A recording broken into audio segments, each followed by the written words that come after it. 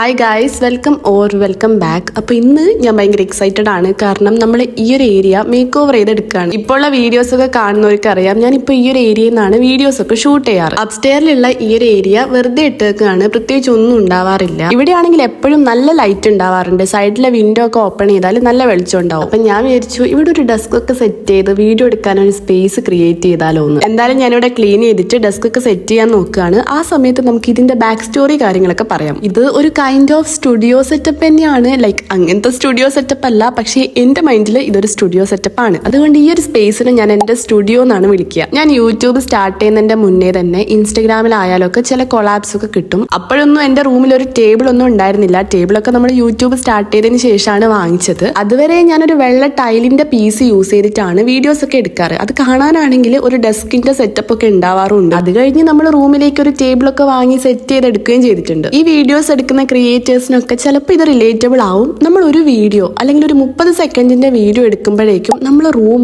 ആകെ മൊത്തത്തിൽ മാറി മറിയും. എസ്പെഷ്യലി ഈ ക്രാഫ്റ്റും ജേർണലിംഗ് ഒക്കെ ചെയ്യുന്നവർക്കറിയാം, ആകെ റൂം മൊത്തത്തിൽ കുഴഞ്ഞു മറിയും ഒരു വീഡിയോ എടുക്കുമ്പോഴേക്കും. ഒരു വീഡിയോ വേണ്ട, നമ്മളൊരു ജേർണലിംഗോ ക്രാഫ്റ്റോ ചെയ്താൽ തന്നെ റൂമിന്റെ കോലം അപ്പാട് മാറും. അതുപോലെ തന്നെ എന്റെ റൂമും എപ്പോഴും വൃത്തികേടായിട്ടാണ് ഉണ്ടാവുക. ഒരു വീഡിയോ എടുക്കുമ്പോൾ തന്നെ ഞാൻ ആദ്യമൊക്കെ നന്നായിട്ട് സെറ്റ് ചെയ്ത് വേഗം തന്നെ വൃത്തിയാക്കി വെക്കാറുണ്ട്. പിന്നത്തേക്ക് ഞാൻ പിന്നെ ചെയ്യാന്ന് മാറ്റി വെക്കാൻ തുടങ്ങിയത് മുതൽ എന്റെ റൂം ആകെ മാറിപ്പോയി. ഇതിന്റെ ബാക്കി ഞാൻ പിന്നെ പറയാം. അതിന്റെ മുന്നേ ഞാനൊരു വൈറ്റ് ടേബിളും കൂടെ വാങ്ങിച്ചിട്ടുണ്ട്. എനിക്കറിയാം നിങ്ങൾക്ക് എന്റെ പഴയ ടേബിൾ തന്നെയാണ് ഇഷ്ടം എന്ന്. എനിക്കും അത് തന്നെയാണ് ഇഷ്ടം.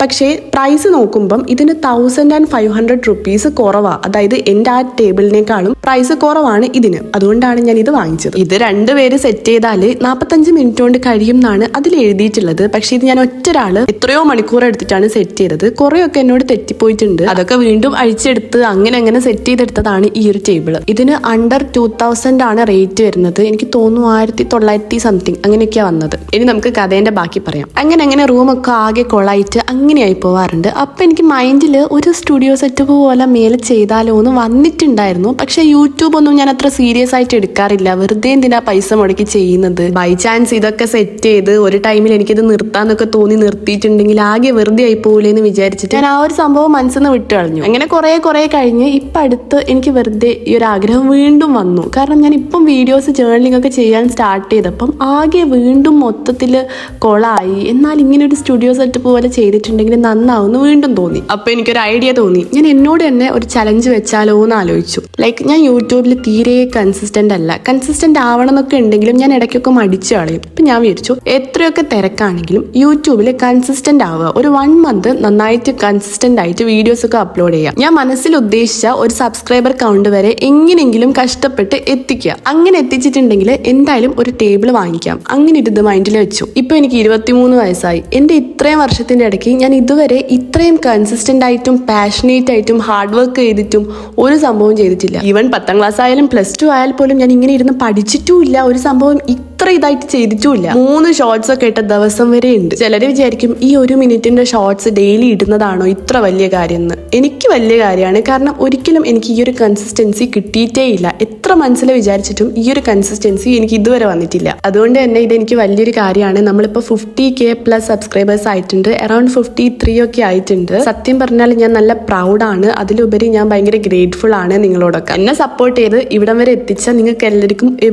Big thank you. ഇതാണ് കേട്ടോ ചെറിയൊരു ബാക്ക് സ്റ്റോറി. ശരിക്കും ഈ ടേബിൾ അല്ലാണ്ട് ഞാൻ ഇവിടെ ആ ഒരു ലാപ്ടോപ്പ് ടേബിളൊക്കെ ഒന്ന് സെറ്റ് ചെയ്ത് നോക്കാന്ന് വിചാരിച്ചിട്ടുണ്ടായിരുന്നു. പക്ഷേ എനിക്ക് ആ ലാപ്ടോപ്പ് ടേബിൾ എപ്പോഴും യൂസ് ചെയ്യാനുണ്ട്. അതായത് ഈ സോഫയിലൊക്കെ ഇരുന്ന് വർക്ക് ചെയ്യുമ്പം അങ്ങനെയൊക്കെ വേണ്ടി വരുമ്പം ആ ഒരു ടേബിൾ വേണം. ഇത് ഇടയ്ക്കിടയ്ക്ക് താഴേന്ന് മേലെ വരെ സ്റ്റെയർ കേസിൽ ഇങ്ങനെ എടുത്ത് പൊന്തിച്ചു വരാൻ തീരെ പറ്റൂല. അപ്പൊ പിന്നെ എന്തായാലും സ്റ്റുഡിയോ സെറ്റ് ചെയ്യുമ്പം ടേബിൾ വാങ്ങിക്കാന്ന് തീരുമാനിച്ചു. ഇനിയിപ്പോ ഏത് ടേബിൾ വാങ്ങിക്കണം എന്ന് നോക്കുമ്പം ഇതാണ് പ്രൈസ് കുറവും. മറ്റേ ഷെയ്ഡ് എന്റെ കയ്യിൽ ഉണ്ടല്ലോ. അപ്പൊ പിന്നെ വൈറ്റ് തന്നെ വാങ്ങിക്കാൻ തീരുമാനിച്ചു. ഇതെങ്ങനെ എന്നെ കൊണ്ട് മെയിൻറ്റെയിൻ ചെയ്ത് കൊണ്ടുപോകാൻ പറ്റുമെന്ന് അറിയില്ല, പക്ഷെ ശ്രമിക്കാം. അങ്ങനെ നമ്മൾ ടേബിൾ വാങ്ങിച്ചു. ആൻഡ് അടുത്തത് ഇതാ ഞാൻ സെറ്റ് ചെയ്തുകൊണ്ടിരിക്കുന്ന പെഗ് ബോർഡ്. ഇത് പിൻട്രസ്റ്റിലും എന്റെ വിഷ് ലിസ്റ്റിലും മാത്രം കിടന്നിട്ടുള്ള ഒരു സാധനമായിരുന്നു. പക്ഷെ ഇപ്പൊ ഇതാ എന്റെ ഡെസ്ക് ഏരിയയിൽ ഇത് സെറ്റ് ചെയ്തുകൊണ്ടിരിക്കുമ്പോൾ ഞാനിങ്ങനെ വിചാരിക്കുക, ഇത് റിയൽ ആണോ, ഇതെന്റെ ടേബിൾ തന്നെയാണോ, അങ്ങനത്തെ ഒരു മായയിലാണ് ഞാൻ ഇതൊക്കെ സെറ്റ് ചെയ്തത്. ഒരു ദിവസം ഞാൻ ഇത് സെറ്റ് ചെയ്തു. ഇനി ഇത് നെക്സ്റ്റ് ഡേ ആണ് കേട്ടോ. തലേ ദിവസം തന്നെ ഞാൻ ആക്ച്വലി സെറ്റ് ഒക്കെ ചെയ്തിട്ടുണ്ട്. പിന്നെ ഷോർട്സിനും റീൽസ് ഒക്കെ ഇടാൻ വേണ്ടിയിട്ട് ഞാൻ ഡ്രസ്സൊക്കെ ചേഞ്ച് ചെയ്ത് സെറ്റൊക്കെ ചെയ്തു. പക്ഷെ നമ്മുടെ ലോങ് വീഡിയോക്ക് വേണ്ടിയിട്ട് ഞാൻ ഹൊറിസോണ്ടലായിട്ട് വീഡിയോസ് എടുത്തിട്ടുണ്ടായിരുന്നില്ല. അപ്പം ഞാൻ വീണ്ടും ഒക്കെ പുറത്തെടുത്ത് വെച്ചിട്ട് പിറ്റേ ദിവസം ഒന്നുകൂടെ കാര്യങ്ങളൊക്കെ വെക്കുകയാണ്. ഈ ഒരു പെഗ് ബോർഡ് വാങ്ങിച്ചിട്ടുള്ളത് സിസോന്നാണ്. അവർക്ക് ഓഫ്ലൈൻ സ്റ്റോറൊക്കെ ഉണ്ട്. ഇപ്പോൾ റീസെൻ്റ് ആയിട്ട് വെബ്സൈറ്റും സ്റ്റാർട്ട് ചെയ്തിട്ടുണ്ട്. എന്തായാലും ചെക്ക് ചെയ്ത് നോക്കുക ഇത് വേണമെന്നുണ്ടെങ്കിൽ. സെറ്റ് ചെയ്യാൻ വേണ്ടിയിട്ട് കുറേ സമയം ഞാൻ പിൻട്രസ്റ്റിൽ ഇൻസ്പോ ഒക്കെ നോക്കിയിരുന്നു. പക്ഷേങ്കിൽ അവരൊക്കെ കുറേ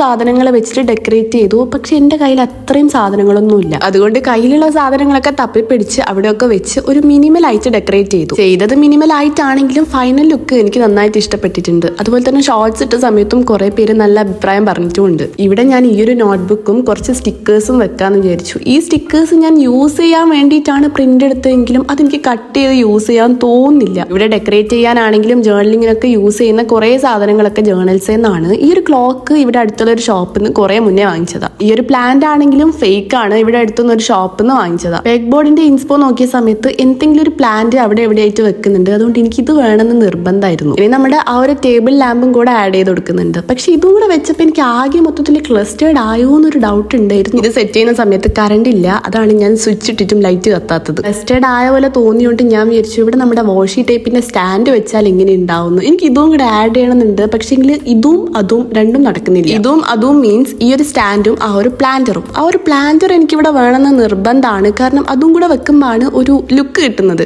പക്ഷെ ഇതും അതും ഒരുമിച്ച് വെക്കുമ്പോഴേക്കും ആകെ പറ്റുന്നില്ല. ഇനിയിപ്പോൾ ലാമ്പ് ആണെങ്കിലും നിർബന്ധമാണ്. പക്ഷെ എനിക്ക് ലാമ്പ് ഇല്ലെങ്കിലും കുഴപ്പമില്ല. ആ ഒരു പ്ലാന്ററും ഈ ഒരു സാധനവും വെക്കണം എന്നുണ്ട്. എല്ലാം കൂടെ എനിക്ക് ആകെ കൺഫ്യൂഷനായി.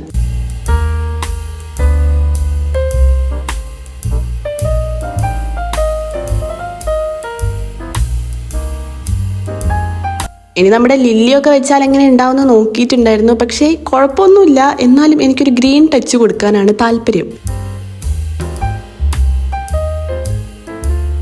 അങ്ങനെ ലാസ്റ്റ് ആ ഒരു സ്റ്റാൻഡ് അവിടെ നിന്ന് മാറ്റി ഇനിയും മേക്ക് ഓവർ ചെയ്യാലോ. അപ്പം നമുക്ക് അതവിടെ വെക്കാം എന്ന് വിചാരിച്ചു. എനിക്ക് എങ്ങനെയെങ്കിലും കുറച്ച് ഗ്രീൻ ടച്ച് കൊടുക്കണം എന്നുണ്ട്. അതുകൊണ്ട് ഇതൊക്കെ എടുത്ത് കൊണ്ടുവന്ന് വെച്ച് നോക്കി. പക്ഷേങ്കിൽ അത് വെക്കുമ്പോഴേക്കും ഭയങ്കര ഓവറായിപ്പോയി. ലാസ്റ്റ് നമ്മൾ ഫസ്റ്റ് എങ്ങനെയാണോ എടുത്തു വെച്ചത് അങ്ങനെ തന്നെ ആക്കിയെടുത്തു.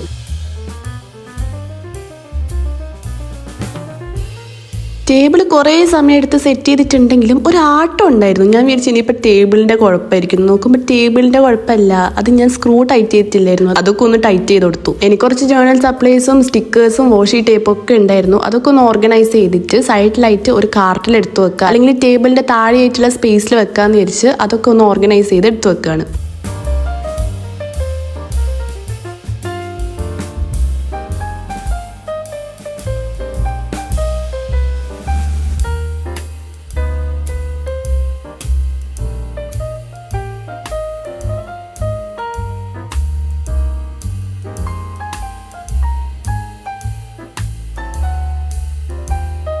ചെറുതായിട്ട് ക്ലീനിങ് ഒക്കെ നടത്തി. ഇനിയിപ്പോൾ നമുക്ക് കാർട്ട് ഇവിടെ സെറ്റ് ചെയ്യാം. നമ്മൾ കിച്ചണിലേക്ക് വാങ്ങിച്ച കാർട്ടാണ് ഇവിടെ സെറ്റ് ചെയ്യാൻ പോകുന്നത്. ഈ ഒരു മിററും ഞാൻ വാങ്ങിച്ചിട്ടുണ്ടായിരുന്നു. പക്ഷേ സ്ക്രൂ ടൈറ്റ് ചെയ്തിട്ടില്ലായിരുന്നു. അതും ഒന്ന് ടൈറ്റ് ചെയ്ത് കൊടുത്തു.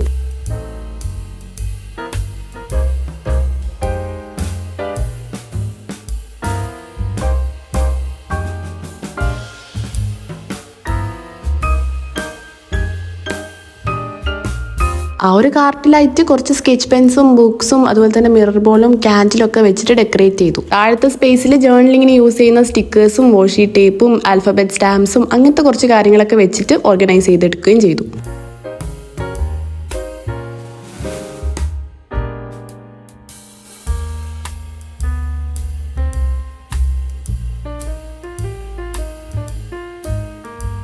ഒക്കെ കഴിഞ്ഞപ്പം ഈ ഒരു വാളിൻ്റെ ഏരിയയിലായിട്ട് കുറച്ച് ബ്ലാങ്ക് ആയ പോലെ തോന്നി. അപ്പം ഞാൻ വിചാരിച്ചു കയ്യിലുള്ള പോസ്റ്റേഴ്സ് 2-3 ഒന്ന് സ്റ്റിക്ക് ചെയ്ത് ഡെക്കറേറ്റ് ചെയ്യാമെന്ന്. കറക്റ്റായിട്ട് കുറച്ച് ഗ്രീൻ ടച്ച് കൊടുക്കാമെന്ന് വിചാരിച്ചപ്പോൾ ഗ്രീൻ പോസ്റ്റേഴ്സും നമ്മുടെ കയ്യിൽ തന്നെ ഉണ്ട്. അങ്ങനെ അത് ഒട്ടിക്കുമ്പോൾ തന്നെ കുറേ കൺഫ്യൂഷൻസ് ഉണ്ടായിരുന്നു. അങ്ങോട്ടൊട്ടിച്ച് ഇങ്ങോട്ടൊട്ടിച്ച് താഴെയാക്കി മേലെയാക്കി അങ്ങനെ കുറേ ടൈം എടുത്തിട്ടാണ് അവിടെ ഒന്ന് സ്റ്റിക്ക് ചെയ്തെടുത്തത്.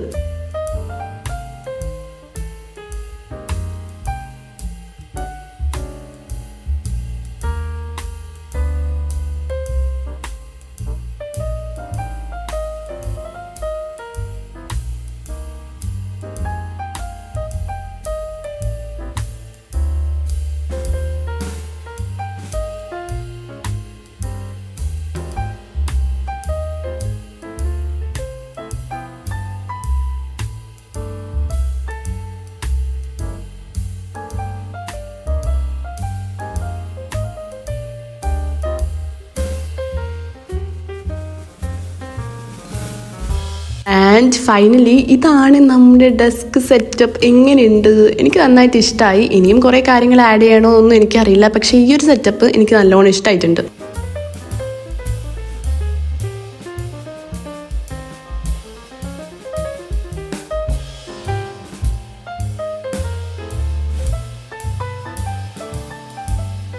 ഇനി ആകെ ഒരു കൺഫ്യൂഷൻ, ഈ ഒരു ചെയർ താഴത്തെ റൂമിൽ വെക്കണോ ഇവിടെ വെക്കണോ എന്നാണ്. രണ്ടിലൊരു സ്ഥലത്തേ നമുക്ക് വെക്കാൻ പറ്റുള്ളൂ. എന്തായാലും ഇപ്പൊ ഇവിടെ കിടക്കട്ടെ. എന്തായാലും നിങ്ങൾക്ക് ഈ ഒരു വീഡിയോ ഇഷ്ടപ്പെട്ടു എന്ന് വിചാരിക്കുന്നു. ഇഷ്ടപ്പെട്ടിട്ടുണ്ടെങ്കിൽ do like, comment and subscribe. Room make over വൈകാതെ തന്നെ അപ്ലോഡ് ചെയ്യാം. അപ്പൊ അത്രയേ ഉള്ളൂ. ബൈ.